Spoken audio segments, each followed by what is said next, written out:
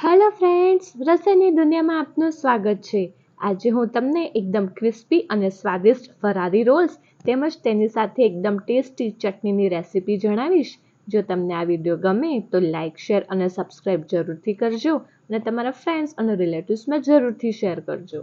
Friends, ફરારી crispy role માટેની ચટણી બનાવવા માટે 5 લાલ મરચાંને ગરમ પાણીમાં 10 મિનિટ પલાળ્યા છે। ત્યારબાદ એક મિક્સી જારમાં તેને એડ કરી દઈશું। તેમાં 1 ચમચી જીરું, સિંધવ મીઠું ટેસ્ટ પ્રમાણે, 3 ચમચી દહીં, તમારે ચટણી તીખી ઓછી કરવી હોય તો દહીં વધારે એડ કરી શકો છો। 1 ચમચી સિંગદાણા ક્રશ કરેલા, થોડુંક આદું એડ કરીશું। ત્યારબાદ આ બધાને ક્રશ કરીશું। આપણી મસ્ત ચટણી રેડી થઈ ગઈ છે। ત્યારબાદ આપણે તેને બાઉલમાં કાઢી લઈશું। ફરારી ક્રિસ્પી રોલ બનાવવા માટે આપણે એક મિક્સી જાર લઈશું। આ 200 ગ્રામ મોરૈયો, તેનાથી 1/4 કપ સાબુદાણા, હવે તેને આપણે ક્રશ કરીશું। આ મિક્સરને એકદમ પાવડર ફોર્મ કરવાનો રહેશે। ત્યારબાદ હવે આપણે તેને એક બાઉલમાં કાઢી લઈશું। ત્યારબાદ એક કથરોટમાં 3 બાફેલા બટાકા લઈશું, તેને સ્મેશ કરી દઈશું। ત્યારબાદ ક્રશ કરેલા આદુ મરચાં એડ કરીશું, તમે તમારા ટેસ્ટ પ્રમાણે એડ કરી શકો છો। સ્વાદ અનુસાર સિંધવ મીઠું, અડધી ચમચી જીરું,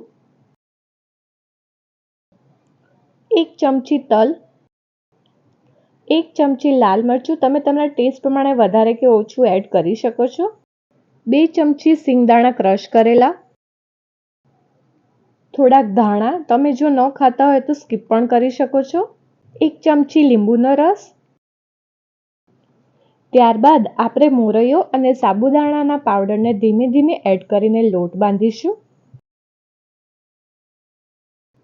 બટાકા બધું મોઇશ્ચર એબ્સોર્બ કરી લે તે રીતનો લોટ બાંધવાનો રહેશે।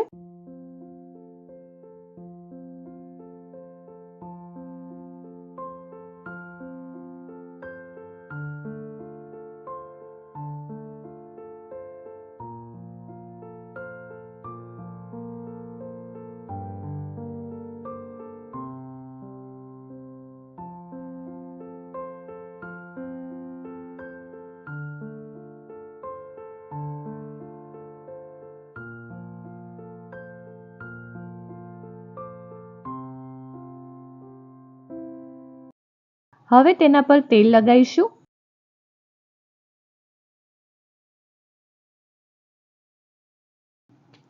આવી રીતનો લોટ બાંધવાનો રહેશે। હવે આપણે તેના રોલ બનાવીશું। હવે એક પાટલી લઈશું અને તેના પર તેલ લગાવીશું। તેને આવી રીતે રોલ કરીશું।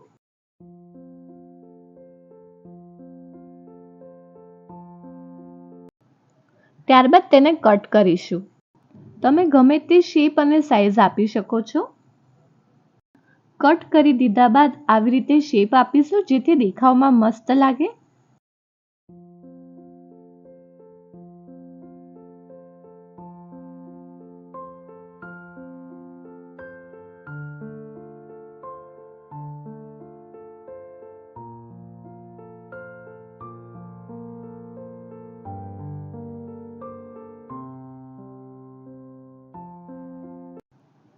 ત્યારબાદ એક કઢાઈમાં તેલ ગરમ કરવા મૂકીશું। તેલ ગરમ થઈ જાય ત્યારબાદ ધીમા તાપે તેમાં રોલ એડ કરી દઈશું।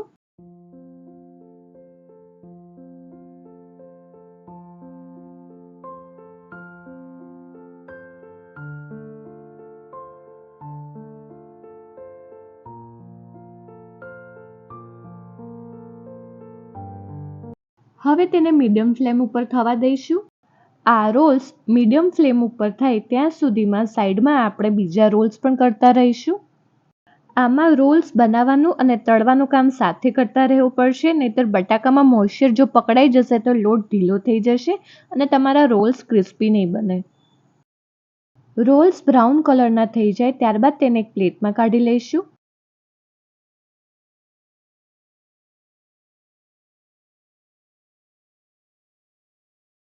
આવી જ રીતે બાકીના બધા રોલ્સ તળવાના રહેશે.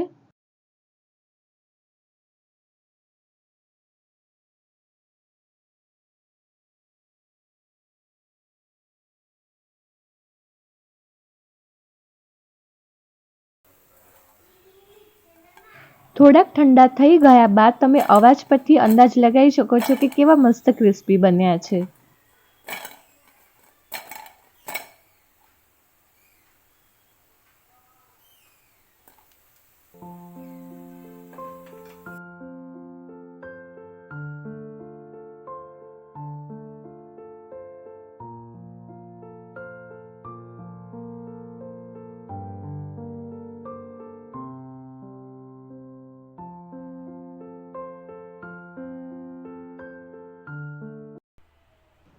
ત્યારબાદ આ રોલ્સને આપણે ચટણી જોડે સર્વ કરી દઈશું.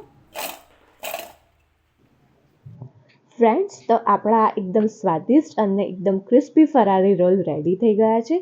તમે આ ટેસ્ટી ચટણી જોડે જરૂરથી ટ્રાય કરજો અને મારા કમેન્ટ સેક્શનમાં જરૂરથી કમેન્ટ આપજો. ફ્રેન્ડ્સ, જો તમને આ વિડીયો પસંદ આવ્યો હોય તો સબસ્ક્રાઇબની જોડે બેલ આઇકોન ઉપર ઓલ બટન દબાવજો, જેથી મારા બધા નવા વિડીયો તમને મળતા રહે.